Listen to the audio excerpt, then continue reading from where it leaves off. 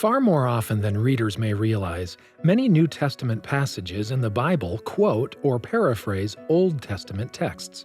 Some scholars estimate that nearly one of every 23 verses of the New Testament contains a quotation of the Old Testament. This information can help us understand some of the New Testament phrases found in the Book of Mormon. Often, although a phrase may parallel something in the New Testament, the Book of Mormon may be using phrases or ideas from the Old Testament that were on the plates of brass had among the Nephites.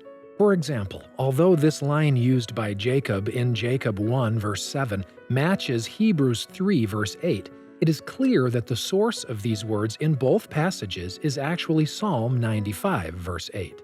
Furthermore, it would not be an exaggeration to suggest that an even greater amount, over 10% of the New Testament text, is alluding to or drawing from Old Testament ideas or expressions. Therefore, it is also likely that the Book of Mormon is quoting or paraphrasing Old Testament passages on such other occasions, drawing on New Testament-sounding expressions which were also likely available to the Nephites through the plates of brass.